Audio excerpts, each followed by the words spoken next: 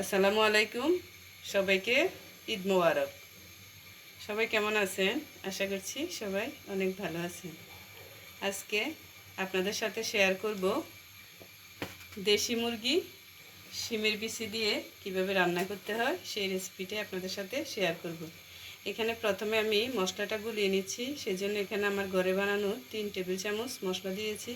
এখন দিয়ে দিচ্ছি 1 চামচ মরিচের গুঁড়ো এবং 1 চামচ হলুদের গুঁড়ো।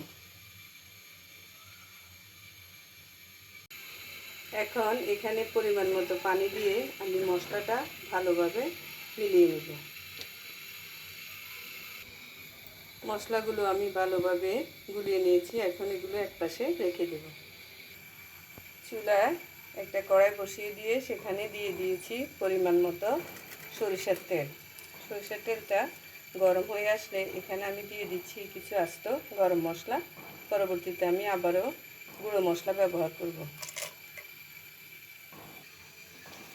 মশলা থেকে সুন্দর ফ্লেভার বের হয়েছে। এখন আমি এখানে দিয়ে দিচ্ছি 1 কাপ পেঁয়াজ কুচি। এবার পেঁয়াজ কুচিটাও ভালোভাবে ভেজে নিচ্ছি।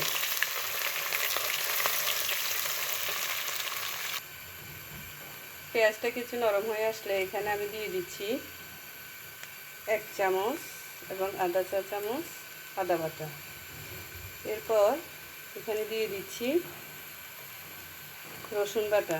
যেহেতু আমি শুকনো শিমের বিচি দিয়ে দেশি মুরগিটি রান্না করব, সেজন্য মশলা কিন্তু এখানে একসাথে দিয়ে দিচ্ছি।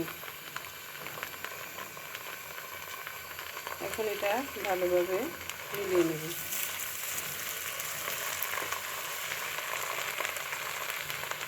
এখানে আমি দিয়ে দিয়েছি 1.5 চা চামচ আদা বাটা এবং 2 চা চামচ রসুন বাটা। যেহেতু এটা শুকনো শিমের বিচি দিয়ে রান্না হবে, আপনারা অবশ্যই বাসায় একবার হলেও খাবেন। যারা গ্রামে থাকেন তারা অবশ্যই জানেন শুকনো শিমের বিচি দিয়ে দেশি মুরগিটা অনেক বেশি মজাদার হয়। সেজন্যই আমি এটা স্পেশালি ট্রাই করব। এখন এখানে আমি দিয়ে দিচ্ছি পরিমাণ মতো লবণ। আদা রসুনের কাঁচা স্মেল চলে গিয়েছে। এখন দিয়ে দিচ্ছি আমার সেই তৈরি করে রাখা মশলাটা। এভাবে মশলা যদি আগে থেকে গুলিয়ে রাখেন তাহলে বাটা মশলার যে স্বাদ সেটা অবশ্যই আপনারা পাবেন। এভাবে গুঁড়ো মশলাটাকে আগে কিছুক্ষণ ভিজিয়ে রাখবেন, তাহলে বাটা মশলার যে স্বাদ অবশ্যই সেটা পাবেন। আমি এখন মশলাটা কষিয়ে নিচ্ছি। দেখতে পাচ্ছেন মশলাটা ভালোভাবে কষিয়ে নিচ্ছি। এখন আমি এখানে আরেকটু পানি দিয়ে মশলাটাকে আরও একটু ভালোভাবে কষিয়ে নেব। মশলা যত ভালো কষানো হবে আমাদের মাংসের টেস্টটা ততই ভালো আসবে।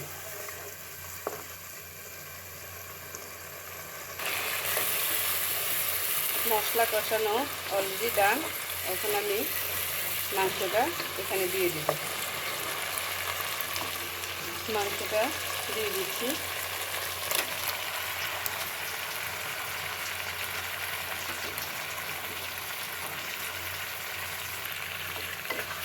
এখন মশলার সাথে ভালোভাবে মাংসটা নেড়ে দিব। দেশি মুরগি রান্না হতে কিন্তু অনেক সময়ের প্রয়োজন হয়, তাই আস্তে আস্তে ডিম আগুনে সেটা রান্না করবেন। ডিমের চেয়ে একটু হাই হলে ভালো হয়, তাহলে মাংসের টেস্ট ভালো আসে।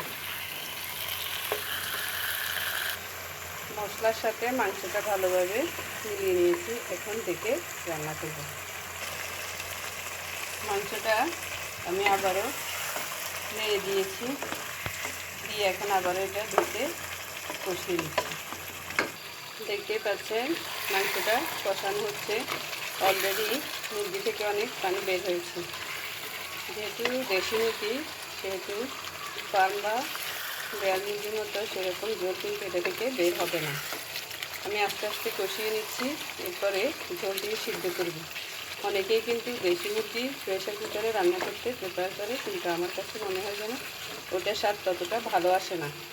সেজন্য আমি সবসময় দেশি মুরগি চুলায় আস্তে আস্তে সিদ্ধ করে রান্না করি, সেটা খেতে অনেক বেশি মজাদার হয়।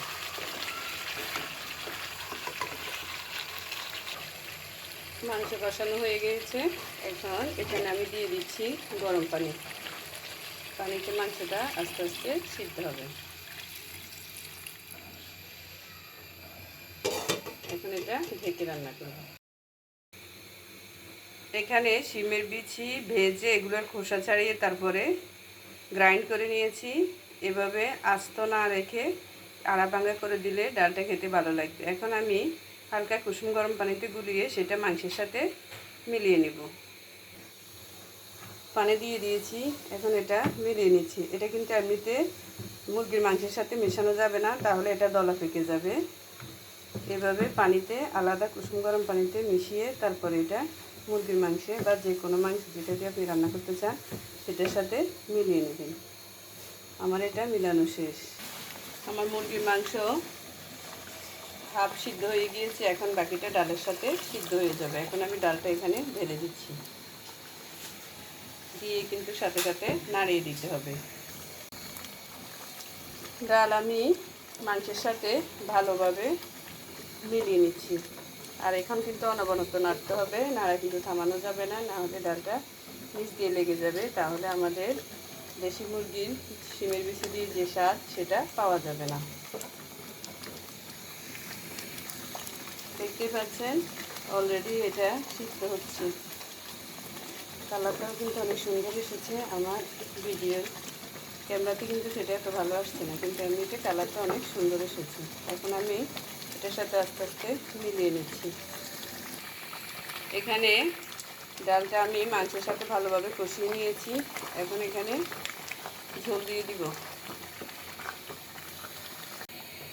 ডালে পর্যাপ্ত পরিমাণ পানি দিয়েছি, এখন এটা আস্তে আস্তে রান্না করে নিচ্ছি। এখন এখানে দিয়ে দিচ্ছি কিছু টমেটো, এখানে দিয়ে দিয়েছি কিছু কাঁচামরিচ। এখন এখানে দিব গরম মশলা। শিমের বিচির ডাল আপনারা বুঝতেই পারছেন এটা কিন্তু অনেক বেশি না, কারণ শিমের বিচি পাতলা করে রান্না করতে হয়, নামানোর পরে এটা আরেকটু ঘন হয়ে যাবে। এরপর আমি এখানে বাগার দিব, গরম মশলা দেওয়ার পর বাগার দেব। এখন দিয়ে দিচ্ছি 1 চামচ গরম মশলা। এটা রান্না হয়ে আসার আগে দিতে হবে। এ পাশ দিয়ে আমি চুলায় তেল বসিয়ে দিয়েছি। এখন এখানে দিয়ে দিচ্ছি কিছু পেঁয়াজ কুচি, এটা বাগারের জন্য। এই তরকারিটা অর্থাৎ দেশি মুরগি দিয়ে শিমের বিচি এখানে কিন্তু বাগার অবশ্যই দিতে হবে। সাথে দিয়ে দিয়েছি কিছু রসুন কুচি, এটাও ভেজে নেব। বাগার হয়ে গিয়েছে, এখন সেটা মাংস দিয়ে দিচ্ছি। পেঁয়াজ এবং রসুনের একটা সুন্দর স্মেল বের হয়েছে। আমার রান্না কিন্তু অলরেডি ডান। দেখতেই পাচ্ছেন এখন যে পরিমাণ ঘনত্ব আছে সেটা নামানোর পরে কমে যাবে। এখন ধনেপাতা দিয়ে দিচ্ছি। আমার রান্না অলরেডি ডান। দেখতেই পাচ্ছেন এখন যে পরিমাণ ঝোল আছে সেটার ঘনত্ব কমে যাবে যখন আমি নামাবো। এখন ধনেপাতা দিয়ে দিয়েছি, বেরেস্তা বা বাগার দিয়ে দিয়েছি রসুন এবং পেঁয়াজে। এটা অবশ্যই আপনারা বাসায় একবার হলেও ট্রাই করবেন, অবশ্যই এটা খেতে ভালো লাগবে। সবাই ভালো থাকবেন, সবাইকে আবার ঈদের শুভেচ্ছা, ঈদ মোবারক, আল্লাহ হাফেজ।